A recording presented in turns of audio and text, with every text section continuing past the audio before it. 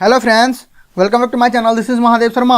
Fundamental analysis के इस series में अभी हम लगातार फाइनेंशियल रेशियो को कवर कर रहे हैं और इससे पहले वीडियो में हमने जाना था कि ROE that is return on equity, retain earning, debt to equity ratio, current ratio और ROA that is return on assets क्या है, और साथ ही उसके लिए हम डेटा को ढूंढकर उसे एनालाइज करना भी सीखा था।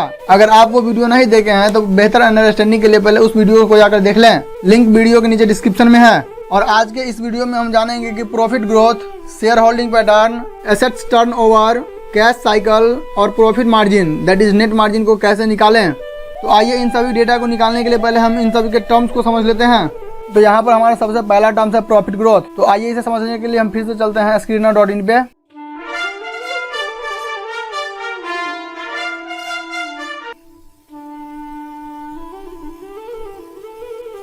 और फिर से हम रैंडमली TCS सर्च कर लेते हैं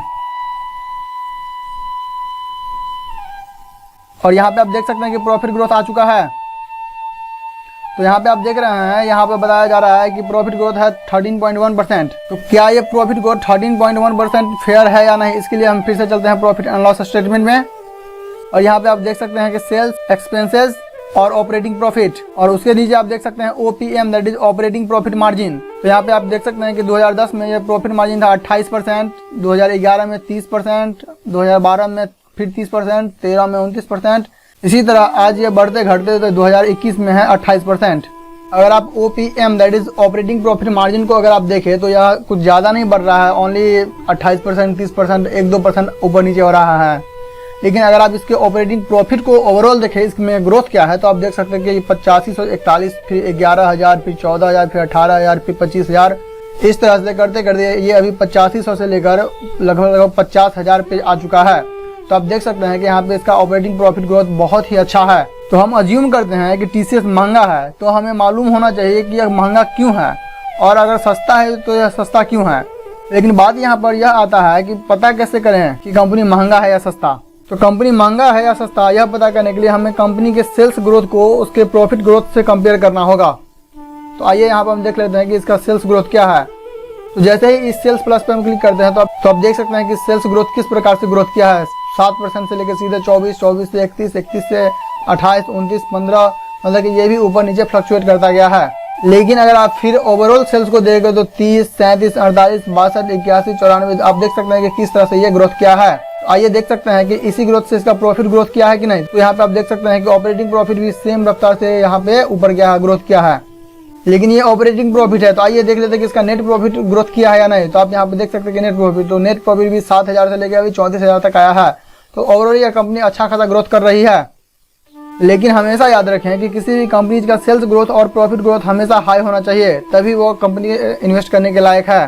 साथ ही हमें कंपनीज के करंट PE को हिस्टोरिकल PE से भी कंपेयर करना चाहिए। साथ ही हमें कंपनीज के करंट सेल्स ग्रोथ और प्रॉफिट ग्रोथ को इसके हिस्टोरिकल डेटा जैसे कि 2010, 12, 15, 17, 19 इस डेटा को हमें इस करंट ईयर के डेटा से कंपेयर करना चाहिए और हमें देखना चाहिए कि दोनों में क्या डिफरेंस आ रहा है। अगर ऊपर जा रहा है तो ठीक, लेकिन अगर ये नीचे जा रहा है तो यह अच्छा साइन नहीं है।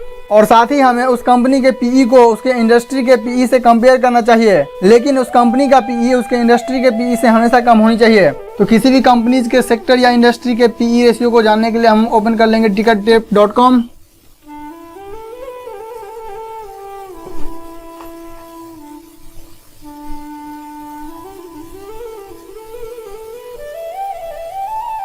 और उसके बाद यहाँ पे हम सर्च कर लेंगे TCS।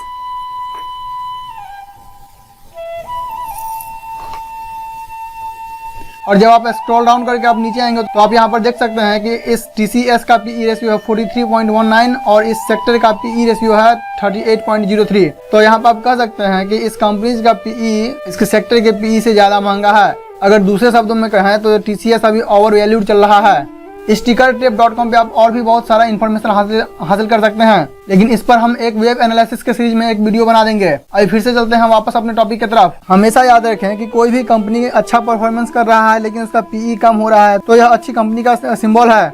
अगर किसी भी कंपनीज का वैल्यूएशन यहाँ तक सही है तो आप आगे डिटेल एनालिसिस करने के लिए बढ़ सकते हैं और मार्केट कैप के अकॉर्डिंग ये डिसाइड कर सकते हैं कि आप स्मॉल कैप, मिड कैप या लार्ज कैप इनमें से किस कंपनी का एनालिसिस आप फर्दर आगे बढ़ा सकते हैं। लेकिन आइए इससे पहले हम कुछ और इम्पोर्टेंट रेशियो को समझ लेते हैं। उसके बाद हमारा अगला टर्मिनोलॉजी है शेयर होल्डिंग पैटर्न। तो इसके बाद हमें देखना चाहिए कि कंपनी का प्रमोटर का होल्डिंग कितना है। प्रमोटर शेयर होल्डिंग से हमें यह मालूम पड़ता है कि प्रमोटर को अपने कंपनी पर कितना भरोसा है। यहाँ पर प्रमोटर से हमारा मतलब है कंपनीज का फाउंडर, सीईओ एक्सेट्रा। तो आइए इसके लिए फिर से हम चलेंगे इन्वेस्टर सेक्शन में। तो यहाँ पर आप देख सकते हैं कि 2021 में प्रमोटर का शेयर होल्डिंग पैटर्न है 72.19। FII that is foreign institutional investor का होल्डिंग है 15.43%। DII that is domestic institutional investor that is mutual fund etcetera, इनका इन्वेस्टिंग है लगभग 8%। और यहाँ पर गवर्नमेंट का स्टॉक है 0.04%। और यहाँ पर पब्लिक का स्टॉक है मात्र 4.38%। अगर आप यह डिटेल में जानना चाहते हैं कि प्रमोटर के अंदर कौन कौन सा इंस्टीट्यूशनल है, तो आप यहाँ पे सिंपली प्लस बटन पे क्लिक करेंगे तो आपको पूरा का पूरा डेटा यहाँ पे देखने को मिल जाएगा।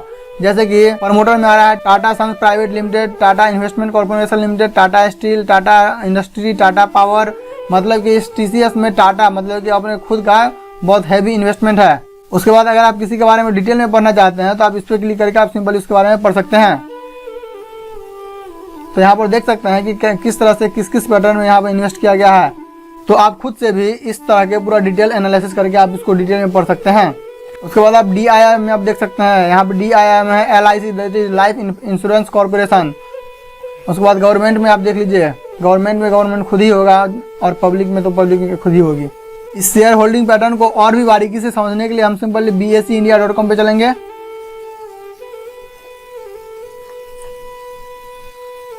और यहाँ पर हम सर्च करेंगे TCS।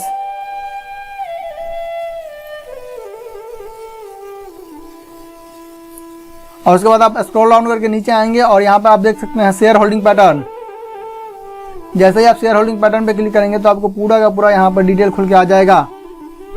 और आपको शेयर होल्डिंग पैटर्न को डिटेल में एनालिसिस करना होगा क्योंकि शेयर होल्डिंग पैटर्न में बहुत कुछ छुपा होता है। लेकिन एक बात ध्यान देने वाली यह है कि बैंकिंग कंपनी और प्रोफेशनल मैनेज्ड कंपनी को छोड़कर प्रमोटर शेयर होल्डिंग बहुत अच्छा होना चाहिए, क्योंकि अगर किसी पार्टिकुलर पर्सन का होल्डिंग किसी भी कंपनी में अगर बहुत ज़्यादा हो तो वह कंपनी पार्टिकुलर बैंक को अपने हिसाब से भी चला सकती है। इसीलिए बैंकिंग कंपनी मतलब कि बैंक में प्रमोटर का शेयर होल्डिंग मात्र 20 से 25% ही होता है। लेकिन प्रोफेशनल मैनेज्ड कंपनी को बहुत सारे कंपनी मिलकर भी चलाते हैं, इसलिए ऐसे कंपनी में प्रमोटर शेयर होल्डिंग नहीं होते हैं। लेकिन ऐसे कंपनी में अदर शेयर होल्डिंग को हमें देखना बहुत जरूरी होता है, जैसे कि FII that is foreign institutional investor, DII that is domestic institutional investor, DII that is mutual fund और पब्लिक शेयर होल्डिंग एक्सेट्रा को देखना बहुत ही जरूरी होता है। लेकिन साथ ही आपको यह भी देखना होगा कि उस कंपनी के प्रमोटर ने अपना शेयर प्लेज मतलब कि गिरवी तो नहीं रखा है। अगर कोई भी प्रमोटर अपने शेयर को गिरवी रखा है तो यह उस कंपनी के लिए अच्छा साइन नहीं है। किसी भी कंपनी ने अपना शेयर को प्लेज मतलब कि गिरवी रखा है या नहीं, इसको ढूंढने के लिए सिंपली आप यहाँ पे लिख देंगे प्लेजिंग शेयर। और यहाँ पे आप देख सकते हैं प्लेज शेयर जो कि 0.47% है। तो अब ये 0.47% कितना का 0.47% है, तो यहाँ आप देख सकते हैं कि इस प्रमोटर का टोटल शेयर होल्डिंग है 72.19%। तो इस 72.19% का जो है 0.43% शेयर को गिरवी रखा गया है। तो गिरवी कम हो या ज्यादा यह किसी भी कंपनी के लिए अच्छा साइन नहीं है। इसीलिए शेयर होल्डिंग प्लेजिंग को जरा सा भी नजरअंदाज ना करें, क्योंकि ये प्लेज शेयर उस कंपनी के प्रमोटर के एथिक्स को दर्शाता है। और साथ ही आपको यह भी देखना होगा कि प्रमोटर अपना शेयर होल्डिंग को घटा तो नहीं रहा है। अगर किसी भी कंपनी का प्रमोटर अपना होल्डिंग को कम कर रही है तो इसका मतलब यह है कि प्रमोटर को अपनी कंपनी पर भरोसा नहीं है, या फिर उन्हें पैसों की काफी कमी हो गई है, या तो कि फिर उस कंपनी में कुछ बुरा हुआ है या होने वाला है। तो ऐसे कंपनी से हमें हमेशा बचना चाहिए।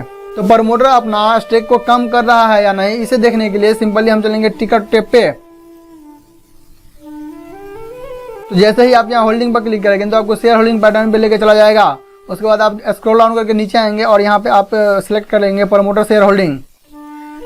तो यहाँ पे आप देख सकते हैं कि पिछले 6 साल से प्रमोटर अपना होल्डिंग को बढ़ा ही रहा है, जहाँ तक कि कम नहीं किया है। तो ये कंपनी के लिए अच्छा साइन है। फिर से वापस चलते हैं अपने टॉपिक की तरफ। उसके बाद अगला टर्म्स है हमारा एसेट्स टर्नओवर।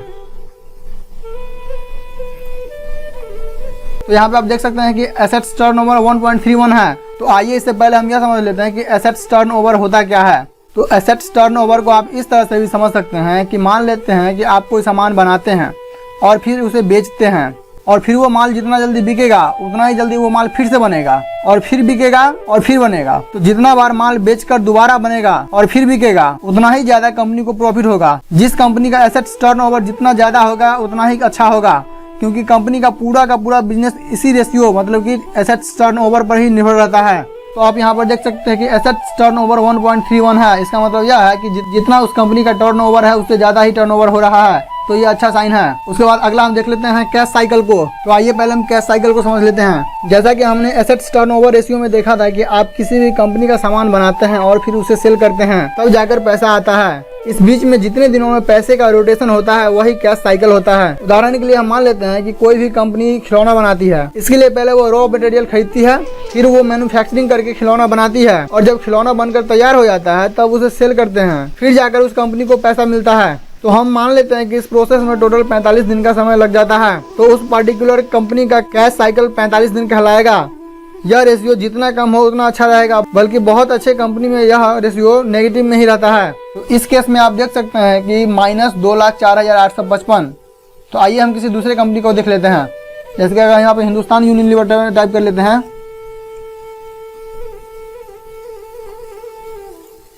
तो हिंदुस्तान यूनिलीवर का आप कैश साइकिल देख सकते हैं -81 दिन। तो इसका मतलब यह है कि हिंदुस्तान यूनिलीवर माल बेचने से पहले ही वह कस्टमर से एडवांस उठा लेती है। उसके बाद हमारा अगला रेशियो है नेट मार्जिन। तो यहाँ पे आप देख सकते हैं NPM, that is net profit margin of the last year. तो पिछले साल इस कंपनी ने 20% का टोटल नेट प्रॉफिट मार्जिन कमाया था। तो आइए हम पहले नेट प्रॉफिट मार्जिन को समझ लेते हैं। जैसा कि हमने इससे पहले बता चुके हैं कि एसेट्स टर्नओवर और कैश साइकिल को पूरा होने के बाद जब सभी प्रोसेस पूरा हो जाती है तब बात आती है प्रॉफिट की। तो जब टोटल रेवेन्यू में से टोटल एक्सपेंसेस को घटा देते हैं तो हमें नेट प्रॉफिट मिल जाती है, और जब उसी प्रॉफिट को हम परसेंटेज में कैलकुलेट करते हैं तो वही प्रॉफिट मार्जिन या नेट मार्जिन कहलाती है। तो आइए इसे और भी हम डिटेल में समझ लेते हैं। तो नेट मार्जिन हमें यह बताता है कि आप जो भी सामान बेच रहे हैं तो आपने उस सामान को खरीदा कितने में था और फिर उसे बेचने में खर्चा कितना हुआ। फिर हम उस सामान के सेलिंग अमाउंट में से टोटल एक्सपेंसेस को घटा देंगे। तो घटाने के बाद जो भी पैसा बचेगा उसे आप परसेंटेज में कैलकुलेट करेंगे तो आपको प्रॉफिट मार्जिन मिल जाएगा। इस प्रॉफिट मार्जिन को चेक करने के लिए सिंपली आप प्रॉफिट एंड लॉस में जाएंगे और उसके बाद आप एक्सपेंसेस पे क्लिक करेंगे तो आपको यहाँ पे एक्सपेंसेस पूरा का पूरा परसेंटेज में मिल जाएगा। पूरा परसेंटेज को आप जोड़ के आप इस OPM के परसेंटेज में से घटा देंगे। OPM that is operating profit margin, तो आपको प्रॉफिट मार्जिन मिल जाएगा। इसलिए सिंपली आप यहाँ पर आकर NPM ऑफ द लास्ट, मतलब कि net profit margin of the last year लिख देंगे तो आपको सिंपली यहाँ पे नेट प्रॉफिट मार्जिन आपको निकाल के दे दिया जाएगा। तो दोस्तों फाइनेंशियल रेशियो का जो भी इंपॉर्टेंट रेशियो था उसे आज तक हम कवर कर चुके हैं। आशा है कि अगले कुछ एपिसोड में हम मैनेजमेंट का एनालिसिस शुरू कर दें, लेकिन इससे पहले हम बैंकिंग सेक्टर के कंपनी को एनालिसिस करने के लिए कुछ इंपॉर्टेंट रेशियो को देख लेंगे, क्योंकि किसी भी बैंकिंग कंपनी को एनालिसिस करने के लिए हमें पूरा का पूरा डिफरेंट रेशियो की जरूरत पड़ती है। तो आशा है कि फाइनेंशियल रेशियो का यह सीरीज आपको पसंद आया होगा और साथ ही आपको हेल्पफुल भी साबित हुआ होगा। अगर वीडियो अच्छा लगा हो तो वीडियो को लाइक करें, मेरे चैनल MKS फाइनेंस को सब्सक्राइब करके बेल आइकन को दबा दें ताकि आने वाला हर एक वीडियो का नोटिफिकेशन आपको समय पर मिल सके। वीडियो में अंत तक बने रहने के लिए धन्यवाद।